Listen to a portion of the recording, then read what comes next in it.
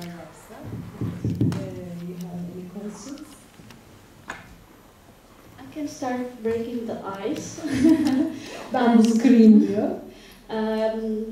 Telling things that I forgot to mention about the films. For the first film, as you noticed, it's a little girl afraid of the dark. İlk film karanlıktan korkan bir kızla ilgiliydi. And there is this mother, this strange mother. Garip bir anne vardı orada. And actually, it was really like this because I got inspiration not only being afraid of the dark. Gerçekten de öyleydi. Sadece karanlıktan korkmuyordum. But also by my mother. She was also a character. My mother had schizophrenia, and so for a child, it was quite scary. Annesi şizofren olduğunu söyledi annesinin ve onun bir çocuk için de bunun korkutucu olduğunu söyledi. And well, then I grew up, and of course I understood. Understood that my mother was a ill person, and actually the song that we hear is her singing. Her singing. Yeah. Oh. Daha sonra büyüdüm ve tabii annemin bir hastalığı olduğunu anladım. Filmdeki şarkıyı söyleyen annem dedi. A little details hidden behind Küçük the detaylar, scenes. sahnelerin arkasındaki böyle küçük detaylar var. Do you have questions now that the ice is broken? Evet, burada bir soru var. Hemen mikrofonu götürüyorum. İngilizce sormak istersen.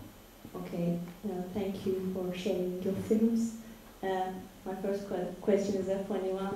Did your uncle see any of your films?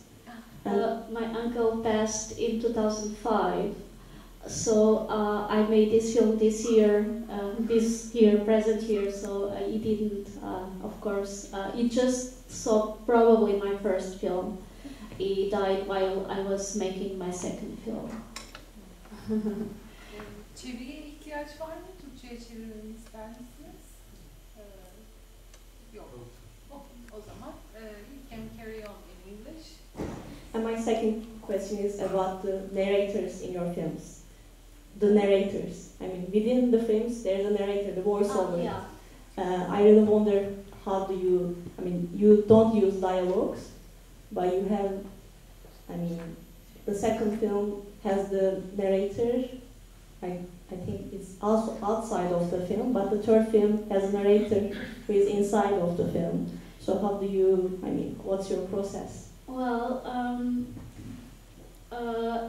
I needed a voiceover for both films, the second and the third. The second, I chose a friend of mine, an actress.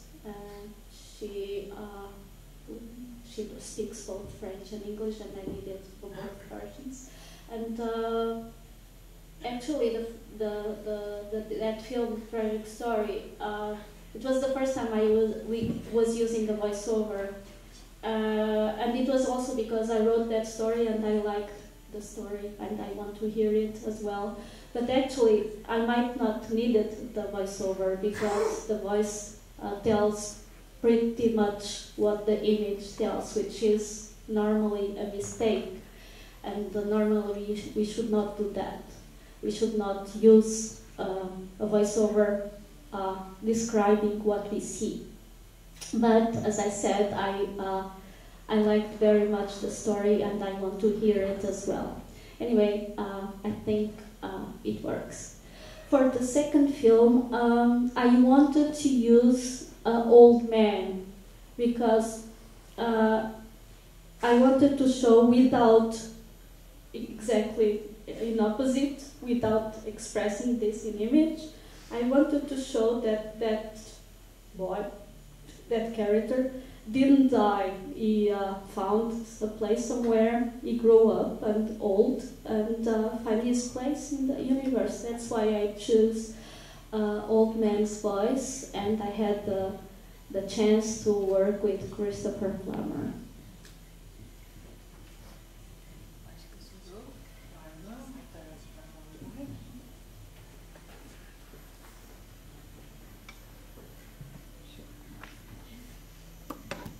Thank you so much for the opportunity. So I just want to send my highest appreciation to your film. Actually, it was really touching for me. I don't know, personally, it's like I was crying at the first movie and the third movie. The first movie, it was because that the movie was the thing that I can relate to myself, and I believe like the same experience as well. Except that I didn't have like any schizophrenia mom, but it was really touchy because we had this cut electricity in my village because I was growing up all of my childhood in my village, and the chandelier, the candle, it was something that I could relate to. And the third movie, it was because that I couldn't understand. It was in French. Well, no, it was like... Actually, I gave both files, English and in French, to the projectionist, but for some reason they chose to project the French version. Okay, I was kidding though. Though I was crying at the third movie as well. It was because I guess the visualization, it was helping, and the sound and etc. And my question would be, well, the fact that the first and second, I believe that it was published internationally, isn't it? Excuse me, I couldn't follow. I believe that the first and second was published international, isn't it? Yeah, they are both the second, the third, and the fourth are all of them co-productions with other countries, France, Canada, and Switzerland. The Kali, the Little Vampire, it also involves Switzerland. Oh, that's cool. By the way, that film, it has, I wanted a industrial rock band that I like a lot, the Young Gods. It's from the 80s, early 90s, and it's another side story. And I was developing my film, and I always listen music when I'm drawing, and when I was playing this man, the music played so well with my images that I have, it would be nice, this kind of music. And I commented this with a friend, a Swiss friend that runs a festival in Switzerland, and they said, this would be a great idea, you should work with them, I will put in contact with them. And she did, and so they made the soundtrack for my film, and Franz Treichler is the singer, the leader of the group. I asked him, we became friends, and asked, could you make a little song for the end? And he did. And well, I'm very pleased, and I see them often, and we have vineyards in that place. I showed, and he came to help us with the harvest. That's cool. Okay, my last question. So, are you thinking to add English narration to the third movie? Or do you have any English narration for the Uncle Thomas? Yes. As I said, I gave both files to here, but they chose to play it in French. But I have in a co-production, we have to make versions for all the countries involved in the production. Thank you so much. So I will have two questions. The first one is, do you think that you will go back one day to the manual production of films, or now that you have gone back the digital version, you stay there? Actually, this one, Uncle Thomas, I already going back because it was my intention to use mixed media. I mean, there was stop motion and real drawing on the wall combined with my digital learning that I learned with Kali the Little Vampire. And it was really my intention to go back, try to combine both universes in a coherent way. And I enjoy very much the result. I enjoy very much to see these real objects and real charcoal on the wall combined with the digital media. And I intend to go that direction even stronger. you. And the second one is in all films there is a relation to death and to childhood. In the four films, in fact, even the first one because of the darkness, which is kind of, I think, a metaphor of death too. What makes you so much linked to these two things? Being Portuguese, as I said in my previous presentation, there is this national feeling of nostalgia and thinking about the past and the future and this immense ocean in front of us and how little and insignificant we are creates this feeling of we are nothing in comparison to the universe. I think this is the Portuguese character, my personality that I somehow show in my films. So the childhood part is also your personality? Excuse me? The childhood part is also your personality? Yes, it's I think so.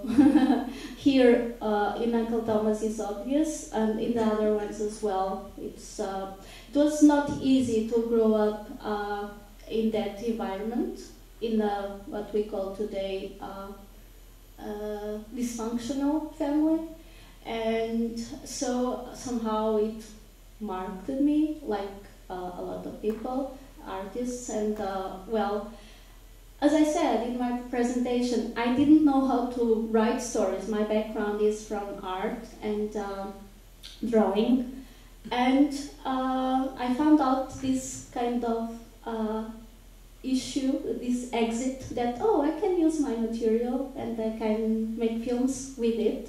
So it's if at the beginning it was kind of handicap, I'm not good writing stories from scratch, so I use my personal material. Finally, it became a kind of signature. Başka soru var mı? Hadi alabileceğiniz.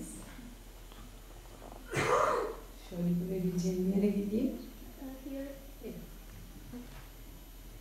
So first of all, before the question, I just want to say to you, Regina, publicly, on behalf of the Ambassador of Portugal, that we are very proud that you are here.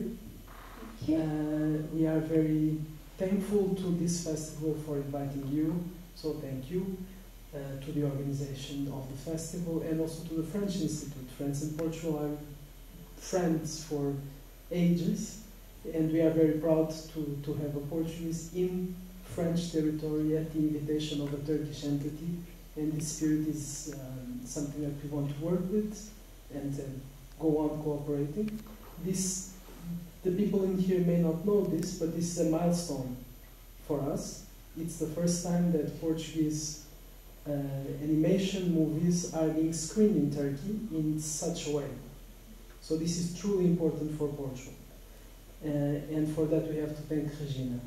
Now coming to the question, first, would you say that your movies are more Portuguese or more international, in the sense that when I see it, I see an international potential which is recognized, but I see Portugal on them?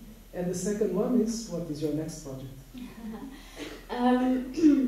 This is a question that I also ask myself lately, and I think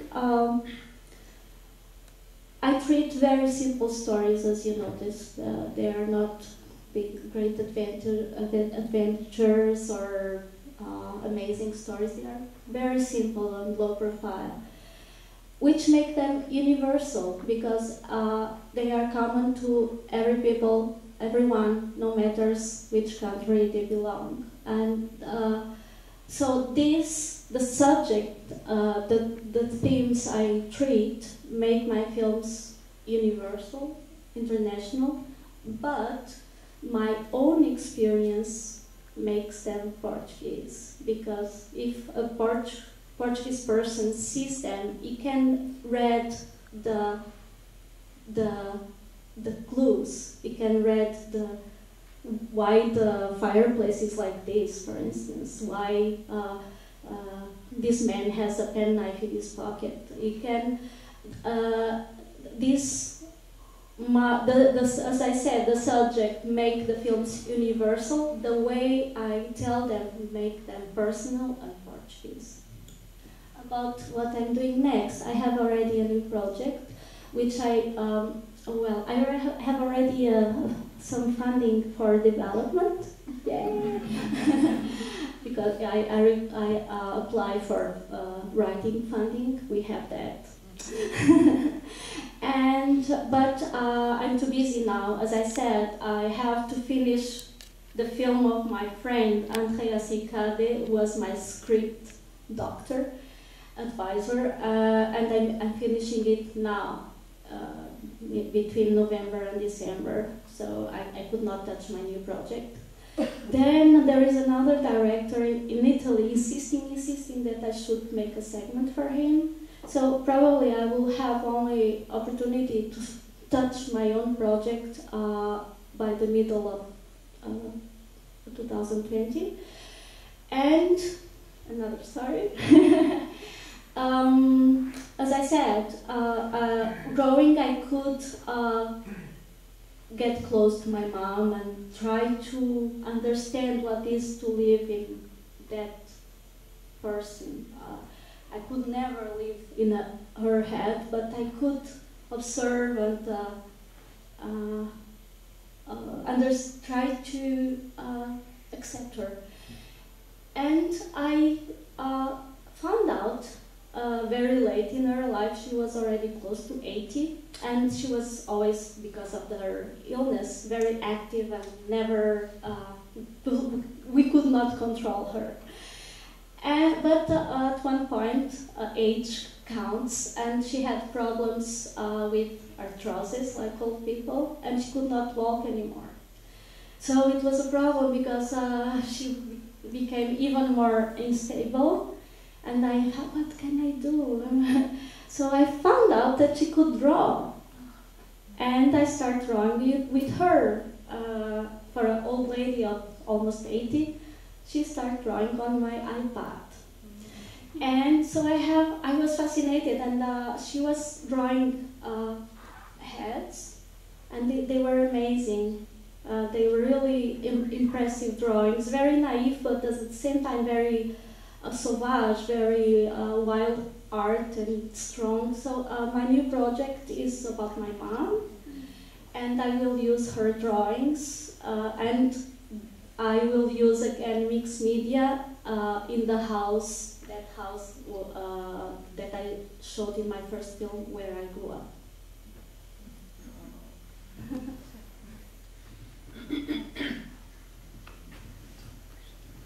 So, you were afraid of the dark, right? Yeah. Okay. And for someone, for a child who grew up in such a situation, because I'm one who grew up in that sort of household as well. My mother is 70, she's schizophrenic, and she started drawing about 5-6 years ago.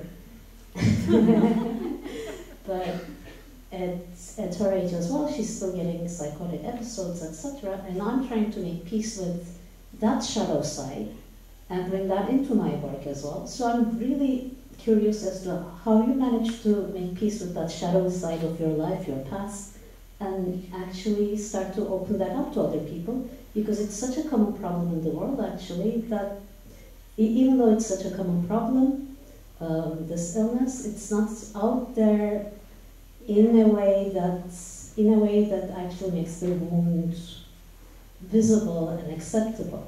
So, and in your work, I'm really loving that. So I really want to know how you actually came to bring that together.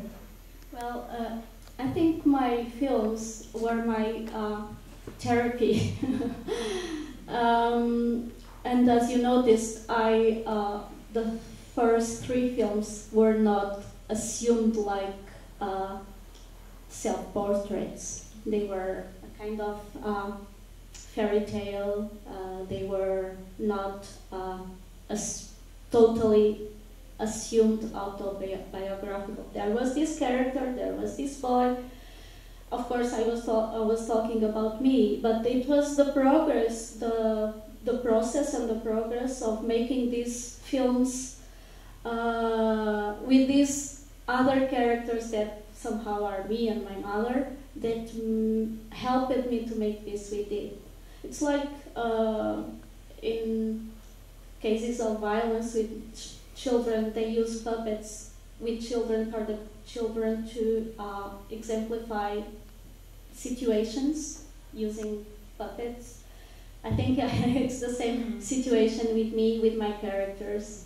And after a while, now I can speak out loud. Yeah, it's me. And in this film, it's more obvious and assumed that this last film autobiographical. It's a process. Evet, başka soru. Çevirmemi isteyen olursa yardımcı olabilirim. First of all, congratulations. All films are very impressive and very touching stories. I'm wondering about all of your films, so much about very showing your fragility, maybe expressing yourself in a fragile way, yeah. Making a film as an artist, as a writer, it's like that. Showing your fragility. Do you struggle something to show yourself, express yourself? Because it is scary sometimes showing very private and personal life. And how do you manage this? Well, as I said, it's a process. And if you knew me when I finished my first film and now, probably you would not recognize the same person, because I was afraid of people. I was afraid to just stand up, and when my name was announced, I couldn't. I remember I was when I made my first film, I was invited in near Barcelona to give a lecture about my process, and it was a nightmare. My legs were shaking and my voice was like this. So it was a process that also understand how it works, an author, and because it's a very unfair, unbalanced situation. Look, I'm here and you are there, you are so many and I'm alone. And understand how this relation works. And actually, I also understood that this is also our strength. If we dare to simply tell what we are feeling, it makes it also our strength, because we cannot attack no one that is telling the truth.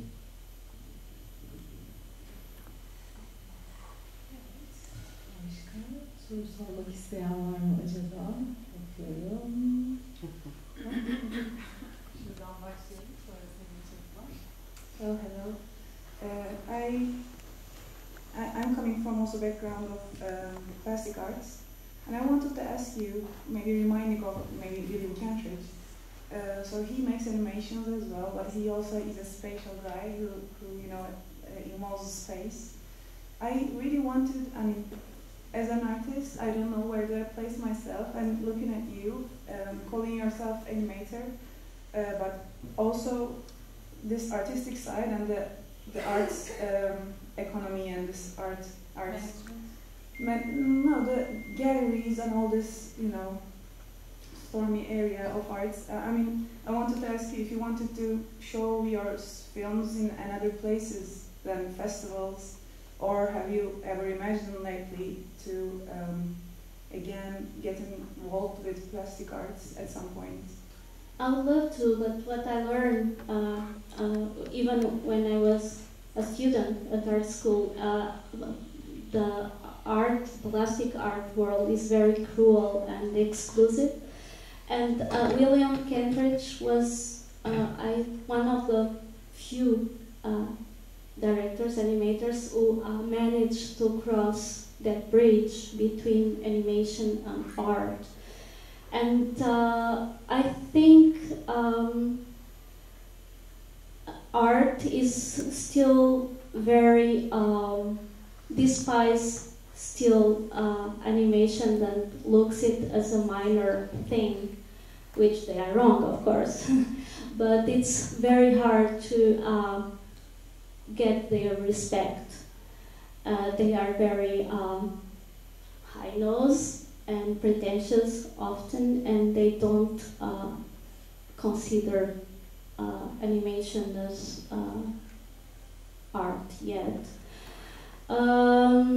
But in our days, the cinema is changing so much. The way to watch films is changing so much that I also start to think about, can I keep doing what I'm doing? Will be a place to show the films? I don't know. So I also ask myself if I should try to develop other kind of installation, make a film not only as a film but also as a more extensive piece could cross that bridge eventually. About having exhibitions, I have a lot of exhibitions already. We created a museum, so my work is in the museum already. But besides that, it's one of our policies, me and Abi, my husband. Since the first film, we thought, no, with the artwork, we will make an exhibition for several reasons. One, because the art is there and it's a pity to not use it. The other reason is making an exhibition, according to our experience, spreads the potential viewers. People that go to an exhibition are not necessarily the same people that go to a cinema or a festival. So we can approach different audiences by making an exhibition. So I have exhibitions of all my films, and I have been showing them in a lot of places.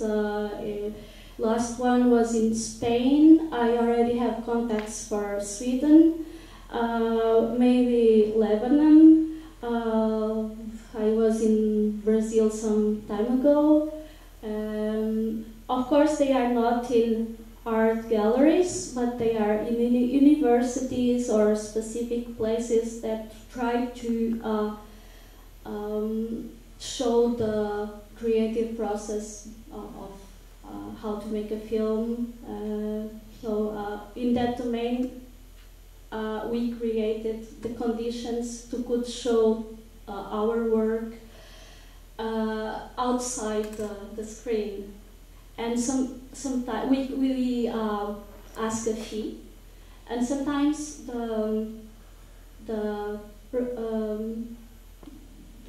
result, the financial result of the exhibitions is superior to televisions buying our films.